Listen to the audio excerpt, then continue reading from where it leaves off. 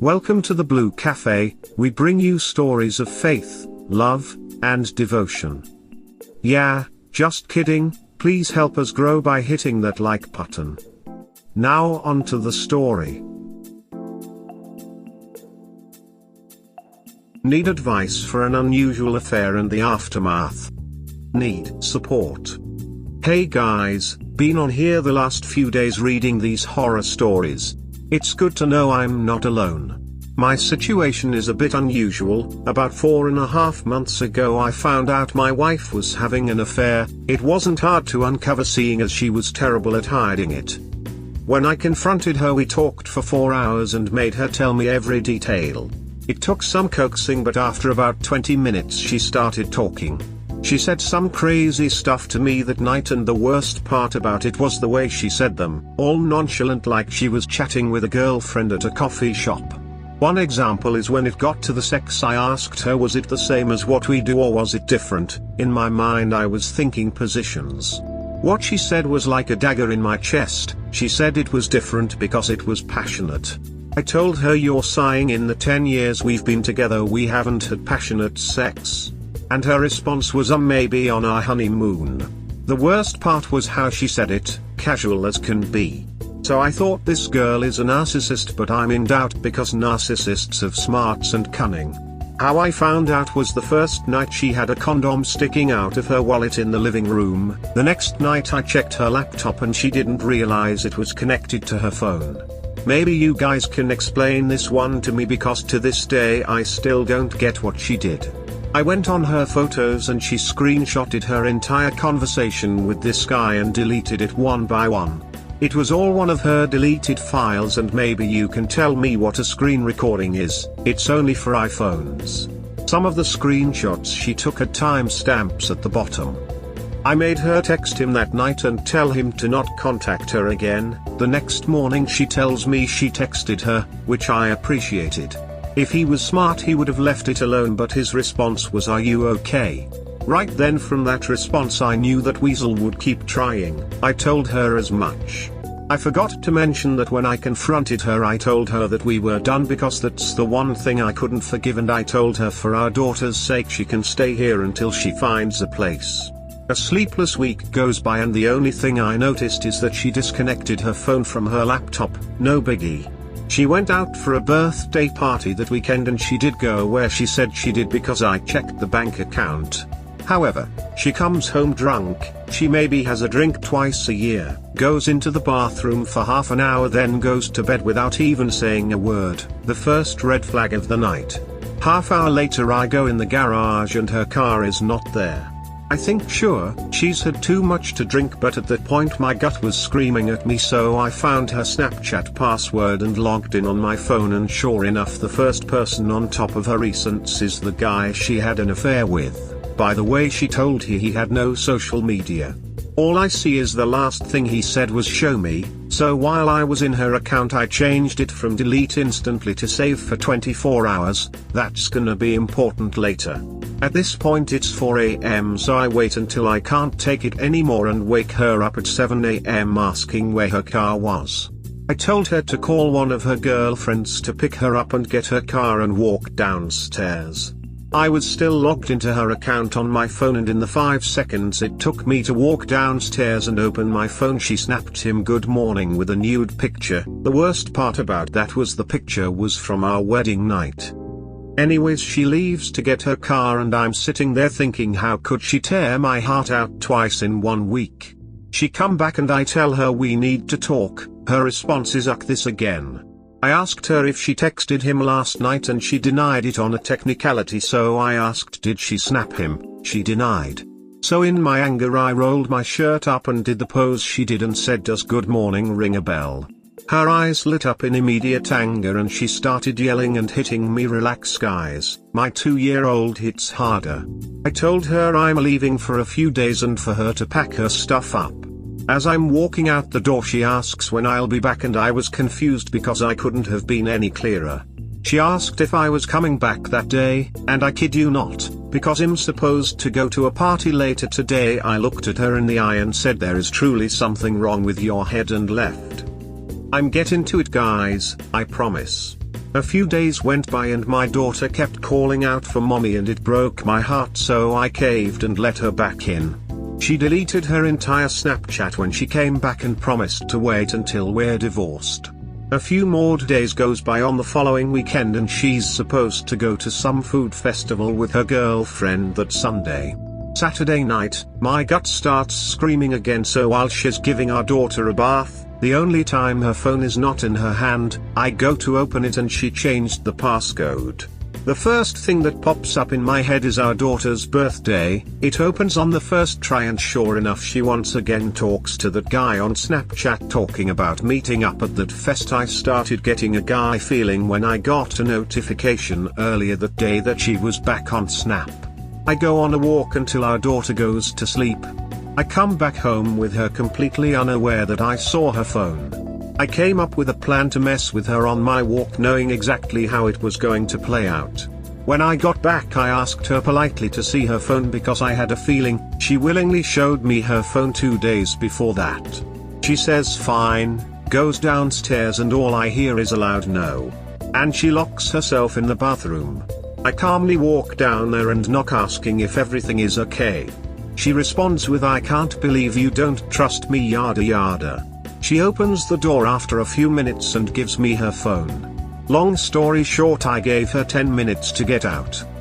Here's the kicker, 2 months later I get a call from my dad that she's in the hospital with a giant brain tumor. I go there because as much as I hate her, she is my child's mother and it's the right thing to do. The whole drive there I'm thinking, well, that explains her insane behavior for the last couple of months. I tell her that and she's in complete denial. They take it out the next day. 2 weeks later test results come back really bad. She's got maybe 18 months. To this day she is in complete denial about it. I was going to be supportive, but when I put her phone away at the hospital I found an empty bottle of sex lube in her purse. That's important because one of the last things I said to her when I finally kicked her out was, if you ever loved me at all in the 10 years we've been together, just start telling me the truth and wait until we're divorced. So after that I cut all contact with her. How can I talk to someone who is so detached from reality? Everyone has been telling me to forgive her because it was the tumor, but that's bull. She knew what she was doing. There's a lot more details to this story, but I've rambled on long enough. Let me know if you want more details and I'll post the rest on another day. Thanks for the help, guys. Well, remain no contact with her. Nothing good will come out of you contacting her. In some time she will recognize that for her AP she is just a piece of meat, and then she will need your love and care and start showing fake remorse. Just don't fall for that then. She tried to guilt trip me 2 weeks ago into putting her back on my insurance for her treatments that are starting next week. I said no and had a feeling she'd try something being my back. Sure enough, her cards came in the mail yesterday. I'd what's going through her head that she had them sent to my house. As I said, man, now she needs you. This is just fake remorse. Now she will try to love bomb you, show you how she is so remorseful and will do anything to change your decision yada yada, while in reality she doesn't loves you and didn't give a flying duck about you and your marriage. She was nonchalant on D-Day because she has no feelings for you and has no issues in losing you and your marriage. The thing she said about passion also indicates the same. Don't fall for her any BS. I am pretty sure her next step will be using friends and family to guilt trip you in taking care of her and taking her back. And I genuinely hope she has some respect for you and don't use your kids, but I am pretty sure she will use your kids in forcing you to do things for her. Just go strictly no contact with her, and if her family tries to manipulate you, then with them also. Next time she asks you to do things for her, like an insurance thing, just message her with your AP name and ask her to contact him, since they were so passionate about each other while you have none. I can't do 100% because she has my daughter a couple of hours a week and our court date is 2 weeks away. That first night she casually told me she was done a year ago. I don't get why she would stay that long.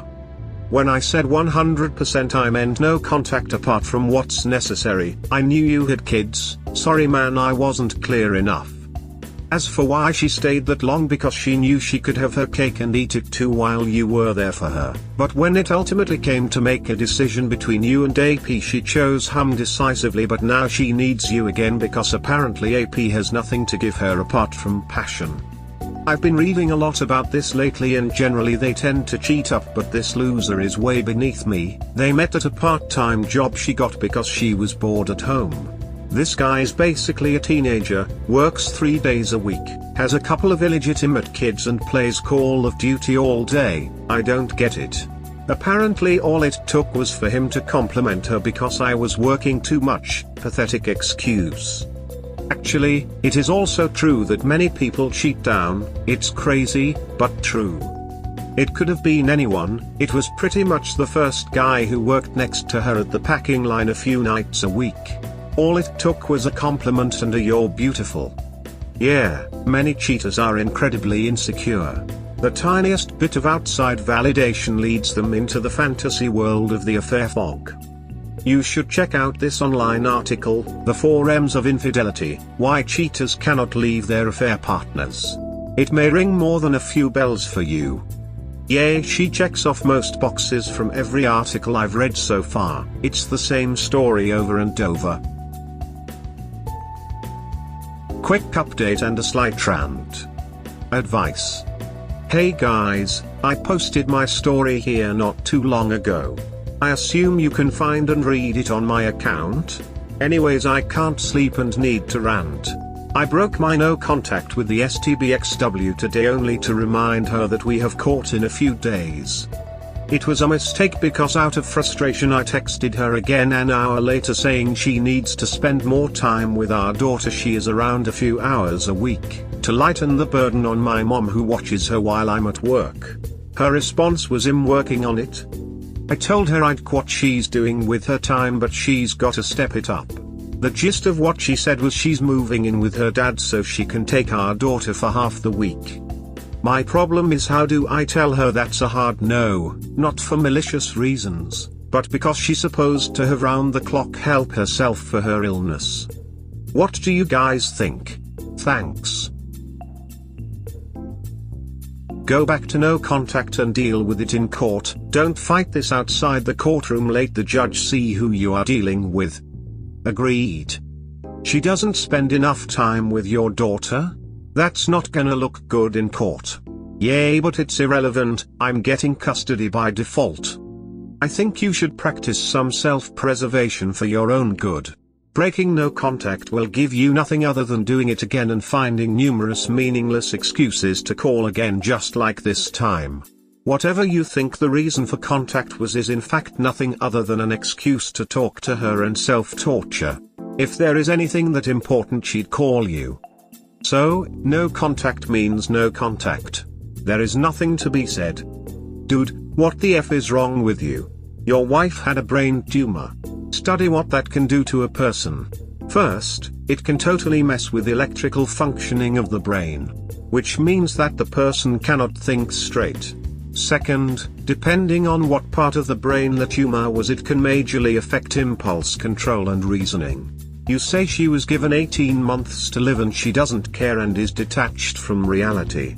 Instead of that being a wake-up call to you that the tumor has completely messed up her thinking and reasoning, you are giving her grief for not relieving your mother with taking care of your daughter.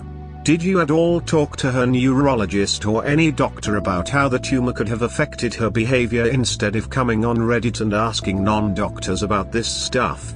At the least, leave her in peace the time she has left and stop harassing her. Wow, thank you doctor. Obviously, I had no idea. You've totally opened my eyes. First off, if you read the whole thing you'd know she was like long before the tumor. So no, it's not the tumor, she's just a cruel idiot. Second of all, if I want any lip from you, I'll rattle my zipper. Update, need some custody advice. Advice. Hey guys, I need some advice on what to do in a bizarre divorce. Long story short, my wife had an affair, I kicked her out, and a month later she has brain cancer/tumor. Our daughter has been living with me since then, little under 4 months, and she takes her for a few hours here and there a week. She's been staying at her friend's house since with a piss-poor excuse and why she couldn't take our daughter overnight. Apparently her friend's dogs aren't kid-friendly. She lied about that. Anyways, she tells me she's been getting her dad's house ready to take and have our daughter there for half the week. I need advice on the following issues. 1. That house isn't suitable for people to live in. It's absolutely disgusting. She says that she's cleaning and getting it ready for our daughter, but she's a slob herself. I told her I would come over to inspect it when it was ready and she threw a temper tantrum. 2. I don't like the fact that she thinks that she can take her for half the week after leaving me and my mom while I'm working, to raise her for the last 4 months. In my eyes, she's just a babysitter for my mom during the day, since she just takes her out a few hours every other day at her convenience. Finally, she has a terminal disease. I'm pretty sure she's not supposed to be alone by herself, so how the hell does she think she can have our daughter for half the week? There is no way of having a rational discussion with her about any of this, and I can't see a way this won't get ugly when it comes time for court. Any advice would be appreciated. Thanks guys. A quick side note, I found out we can't get divorced until we take a co-parenting course. What kind of nonsense is that? For the custody, yes, she should never be alone with your daughter given her tumor. It could affect her care of your daughter and you don't want to expose her to seizures or other horrible things that can happen. I don't think you have let your wife have any visitation. She can only come to your house and be supervised with a babysitter when your mom is not there. If she doesn't like it, take you to court. I doubt she will have the energy to fight this one. The thing is that she believes she's going to be perfectly fine and no one can change her mind. It's not denial, it's a part of her medical condition affecting her brain. The thing is, I'm always working and no one, her friends/family, seems to be making an effort at all about talking with her. Like I said, I don't see this ending any other way except ugly in court. I gotta tell you man, a friend of mine passed away unexpectedly in his sleep a month ago. His 7-8-the-year-old son was with him, and when he woke up in the morning, he didn't realize his dad had died even though there were some signs. This kid is traumatized, like you wouldn't ducking believe. Please protect your daughter from something similar. Absolutely. I hate to even bring this up, but have you tested paternity? Let's assume for a moment that the child is yours. Wouldn't it be good for the child to at least have some images of her mother in the future? That she knows her mother loved her? Is it possible that if she can keep her legs shut for the remainder of her days, you can gut it out with her until she passes? That would be the best outcome, even though it will be very difficult for you. You're going to have your daughter for the rest of your life. She has a year. While you don't owe her any mercy, you should do it for the sake of your daughter. Her knowing that her mother loved and cared for her till the end will be important to her in time. Her life will already be traumatic due to losing her mother early in life. Try to make it a little less difficult to deal with. Thank you for this comment. I was thinking something similar. I thought about a test just to be sure, but our daughter is almost 3 and she cheated 4 to 8 months ago, and I already know her legs have stayed wide open even before I kicked her out. I'm not in any way trying to keep our daughter away from her, it just has to be on my terms for our daughter's safety. If you have a lawyer, then you need to push for an emergency hearing of protection. I would even involve DCS/CPS. They might not do anything yet, but it's a paper trail. Push this through legal. Also look at your local laws. You might have a right to deny her this due to safety. My daughter's mother was a heroin addict. Before I knew about the drugs, she was a trashy person herself. I was able to keep my child from staying overnight due to possible health issues, but my location's laws gave me this right. Again, document, talk with a lawyer and paper trail everything. I had one initially when I found out about her affair, but I stopped using their services due to the fact that she has a year to live. I'm afraid you're right, and I'll have to take your advice, even though that's going to make me look like a scumbag in the eyes of her friends and family. Will you be responsible for her debt if you don't divorce? I believe so, but we should be divorced by then. So take the cheating. If she is mentally incapacitated so can't commit, then throw her out. You know there is another part to the vows. It actually comes before forsaking all others. It's the part about sickness and health. I'm not even suggesting he stays married to her or whatever. I'm talking about him not messing with her the last year of her life. Last week he was complaining that she wasn't watching the kid enough. Now that she wants to watch him. That she doesn't keep her place clean. Made fun of her for being in denial of dying. Even though he was ranting she didn't help out by watching the kid, now he wants to keep from a dying woman. If he was so worried about the care she would give he could do supervised visits. You can be the BS and still be a bad guy. And you know what, I bet he has cheated on her many times.